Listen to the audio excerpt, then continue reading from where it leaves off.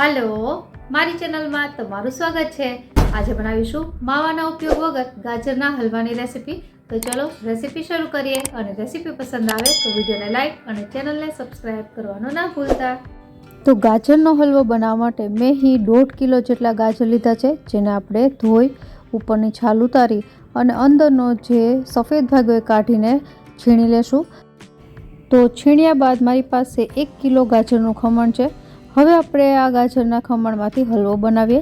તો અહીં એક જાડા તળિયાવાળું વાસણ લેવાનું છે। મેં લોખંડની કડાઈ લીધી છે। હલવો છે એ મોટે ભાગે લોખંડની કડાઈમાં બનાવો।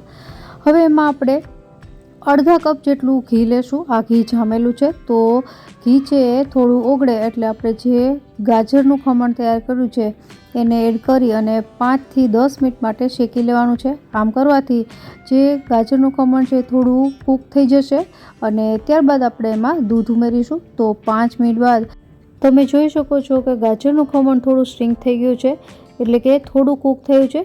તો હવે આપણે અહીં થોડા ફ્લેવર ઉમેરીશું। તો સૌપ્રથમ અહીં 2 ટેબલ સ્પૂન જેટલું કેસરવાળું દૂધ ઉમેરવાનું છે। આ ટોટલી ઓપ્શનલ છે, પણ મને એનો ફ્લેવર છે આમાં હલવામાં પસંદ આવે છે એટલે ઉમેર્યું છે। તમે સ્કીપ પણ કરી શકો છો। ત્યારબાદ 1 ટીસ્પૂન જેટલો એલચી પાવડર। હવે આ ત્રણેય વસ્તુને સરસ રીતે મિક્સ કરી લેશું અને ફરીથી 5 થી 7 મિનિટ માટે આ બધી વસ્તુને સોતે કરવાની છે। તો ગાજર છે ખાસા એવા સરસ રીતે સોતે કરી લીધા બાદ અહીં આપણે 700 થી 800 ml જેટલું ફૂલ ફેટવાળું દૂધ ઉમેરવાનું છે। અહીં તમે નોર્મલ દૂધ પણ લઈ શકો, પણ મારી પાસે ફૂલ ફેટ છે તો અત્યારે હું એ ઉમેરી રહી છું। અહીં આપણે માવાનો ઉપયોગ બિલકુલ નથી કરવાના, તો જ્યાં સુધી તમારી પાસે ફૂલ ફેટવાળું દૂધ હોય તો એનો ઉપયોગ કરો તો એનું રિઝલ્ટ છે ખૂબ જ સરસ આવે છે। તો અત્યારે બધું જ દૂધ આપણે ઉમેરી દીધું છે અને હવે આપણે આ દૂધ અને ગાજર છે એને સારી રીતે મીડિયમ ટુ હાઈ ગેસની ફ્લેમ પર સતત ચલાવતા રહેવાના છે। ગાજરનો હલવો બનાવવાની આ રીત એકદમ જૂની અને જાણીતી છે। ઘણા લોકો ગાજરને બાફી અને ત્યારબાદ મેશ કરી અને કરતા હોય છે, પણ એનો ટેસ્ટ એટલો સરસ નથી આવતો। આ હલવો બનાવવામાં થોડી વાર લાગશે, પણ એનું રિઝલ્ટ છે ખૂબ જ સરસ આવે છે। તો તમે જોઈ શકો છો ઘણું દૂધ બળી ગયું છે। તો હવે આપણે ખાંડ ઉમેરીશું। તો અહીં 1 કપ ઉપર હું 2 થી 3 ચમચી જેટલી ખાંડ ઉમેરી રહી છું। તમે જો વધારે મીઠું પસંદ કરતા હોય તો વધારે ઉમેરી શકો, પણ આટલી ખાંડ છે અત્યારે પરફેક્ટ છે। અને ત્યારબાદ 1 મોટો ચમચો ઘરની મલાઈ છે। તમારી પાસે જો ઘરની મલાઈ ન હોય તો તમે રેડીમેડ ક્રીમ પણ ઉમેરી શકો। આ વસ્તુ છે એકદમ માવા જેવું ટેક્સચર પણ આપશે અને સ્વાદ પણ। તો મલાઈ ઉમેરવાનું ખાસ યાદ રાખવું। હવે આ બધી વસ્તુને સરસ રીતે મિક્સ કરી અને જ્યાં સુધી ઘી છૂટું પડે ત્યાં સુધી ચલાવવાનું છે। હલવો બનાવતી વખતે ખાંડ હંમેશા ગાજર અડધા કૂક થાય ત્યારબાદ જ નાખવી। જો પહેલાં તમે ખાંડ નાખી દેશો તો ગાજરનો હલવો જ્યારે છેલ્લે બનશે ત્યારે થોડો ખાવામાં ચવડ લાગશે, તો એ વસ્તુ ખાસ યાદ રાખવી।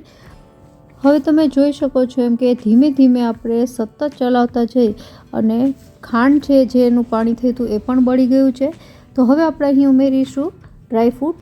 ડ્રાયફ્રૂટમાં મેં અહીં કાજુ ને બદામની કતરણ લીધી છે, તમે તમારી રીતે પિસ્તા પણ ઉમેરી શકો। હવે આ બધી વસ્તુને 3 થી 4 મિનિટ માટે આવી રીતે સતત ચલાવવાનું છે અને ધીમે ધીમે તમે જોઈ શકો છો એમ કે ઘી છૂટું પડવા લાગશે અને એનું ટેક્સચર એકદમ હલવા જેવું બની ગયું છે। ગાજરનો હલવો બની ગયો છે ત્યારે ખબર પડે જ્યારે તમે તવીથાની મદદથી આવી રીતે ફેરવો તો એ એક સાથે ફરવો જોઈએ। તો આ રીતે ફરે એનો મતલબ કે હલવો તૈયાર થઈ ગયો છે। તો બસ હવે આપણે ગેસ બંધ કરી દઈશું અને ત્યારબાદ આપણો જે કડાઈ છે નીચે ઉતારીને 5 થી 7 મિનિટ માટે હલવાને એમાં ગેસ બંધ કર્યા પછી પણ ચલાવીશું, જેનાથી કડાઈ ગરમ હોવાના લીધે હલવો છે નીચે બેસી ન જાય। તો ઘરે જ તમે માવા વગર ગાજરનો હલવો એકદમ સરળ રીતે બનાવી શકો છો। તો આશા રાખું કે રેસીપી જરૂરથી પસંદ આવી હશે। ફરી મળીએ નવી રેસીપી સાથે, ત્યાં સુધી બાય બાય।